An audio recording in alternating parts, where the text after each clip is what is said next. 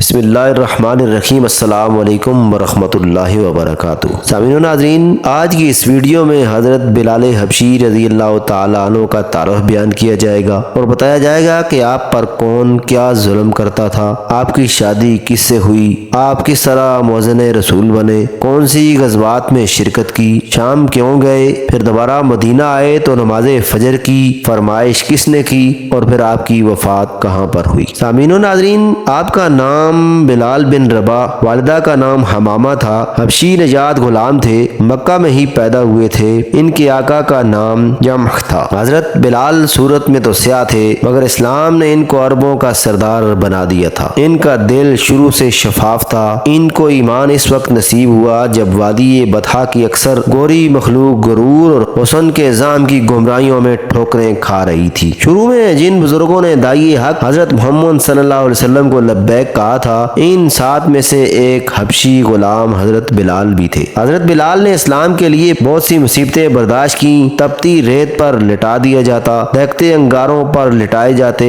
مشرکین کے شرارتی لڑکے حضرت بلال کے گلے میں رسی ڈال کر بازاروں میں پھراتے۔ ابو جہل ان کو سنگریزوں پر لٹا کر اوپر سے چکی کا پاٹ رکھ دیتا تھا، کہتا تھا لات و منات کو خدا مانو، طرح طرح کی اذیتیں دیتا، مگر حضرت بلال کے منہ سے احد احدی کی آوازیں نکلتی۔ مشرکین مکہ میں سے امیہ بن حلف سب سے زیادہ اذیتیں دیتا، کبھی گائے کی کھال میں لپیٹ دیتا، لوہے کی زرہ پہنا کر جلتی دھوپ میں بٹھا دیتا، کہتا کہو خدا لات و عزیٰ ہے، لیکن حضرت بلال کی زبان سے احد کے سوا کچھ بھی نہیں نکلتا۔ اسی طرح حضرت بلال کو اذیتیں دی جا رہی تھی کہ ادھر سے حضرت ابوبکر صدیق کا گزر ہوا۔ عبرتناک منظر دیکھ کر حضرت ابوبکر صدیق کا دل بھر آیا۔ ایک گراں قدر رقم معاوضہ میں دے کر اس عاشق رسول کو آزاد کرایا۔ اس کے بعد حضرت بلال پر تکلیفوں میں کمی آئی۔ حضرت بلال دوسرے صحابیوں کے ساتھ جب مدینہ ہجرت کر گئے تو حضرت ابو ربیعہ بن عبداللہ بن عبد الرحمن انصاری سے ملاقات ہوئی۔ رسول اللہ صلی اللہ علیہ وسلم نے حضرت بلال کی شادی ایک عرب کے ابوبکر نامی شخص کی بیٹی سے کرائی تھی۔ اس طرح رسول اللہ صلی اللہ علیہ وسلم نے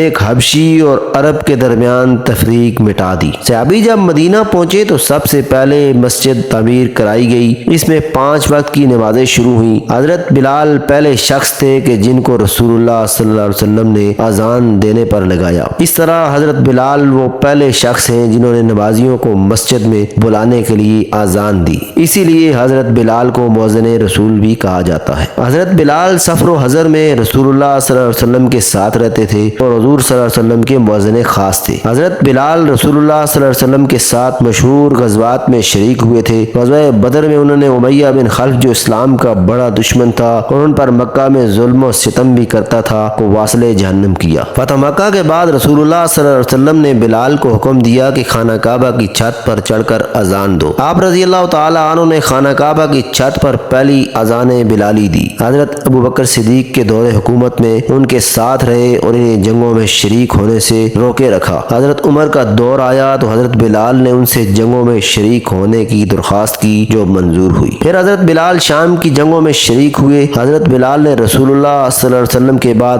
اذان دینا بند کر دیا تھا۔ جب حضرت عمر نے درخواست کی تو اذان پھر سے دی۔ اذان سن کر حضرت عمر اتنے روئے کہ ہچکی بن گئی۔ اسی طرح حضرت ابو عبیدہ اور حضرت معاذ بن جبل بھی بہت روئے۔ اصل میں ان حضرات کو رسول اللہ صلی اللہ علیہ وسلم کا دور اور اذان بلالی یاد آ گئی تھی۔ حضرت عمر کا دور خلافت تھا۔ حضرت عمر کی محفل میں عرب کے سردار تشریف فرما تھے۔ اتنے میں حضرت بلال تشریف لے آئے۔ حضرت عمر نے عرب کے سرداروں سے کہا کہ ہمارے سردار آئے ہیں، ان کے لیے جگہ خالی کرو۔ عرب کے سرداروں نے حضرت بلال کے لیے جگہ خالی کی اور خود سب سے پیچھے جا کر بیٹھ گئے۔ آپس میں چہ مگوئیاں کرنے لگے کہ ایسا وقت آ گیا ہے۔ پھر ان کی سمجھ میں آیا کہ جس وقت اسلام مشکل میں تھا تو حضرت بلال نے اسلام کا ساتھ دیا۔ حضرت بلال بہت اچھے اخلاق کے مالک تھے۔ جب شام میں مقیم تھے تو ایک دفعہ خواب میں رسول اللہ صلی اللہ علیہ وسلم آئے، فرمایا عام سے ملاقات کرو۔ فوراً مدینہ پہنچے، روضہ رسول پر حاضری دی، حسن و حسین کو گلے سے لگایا، ان دونوں کی فرمائش پر فجر کی اذان دی۔ بلال اذانی سن کر سارا مدینہ مسجد کی طرف امڑ آیا۔ رسول اللہ صلی اللہ علیہ وسلم کا زمانہ لوگوں کو یاد آ گیا۔ بیان کیا جاتا ہے کہ ایسا سما اس سے پہلے مدینہ میں کبھی بھی دیکھنے کو نہیں ملا۔ حضرت بلال شام میں پھر جا کر مقیم ہو گئے تھے۔ دمشق میں ہی 20 ہجری میں وفات پائی۔ 60 سال عمر پانے کے بعد دمشق میں باب الصغیر میں مدفون ہوئے۔ سامعین و ناظرین، یہ تھی آج کی ویڈیو جس میں حضرت بلال کے بارے میں بتایا گیا۔ اگر یہ ویڈیو پسند آئی ہے تو لائک کر دیجیے گا، ہمارے اس چینل کو ضرور سبسکرائب کیجیے گا۔ حاضر ہوتے ہیں نئی ویڈیو کے ساتھ، اپنا خیال رکھیے گا۔ اللہ حافظ۔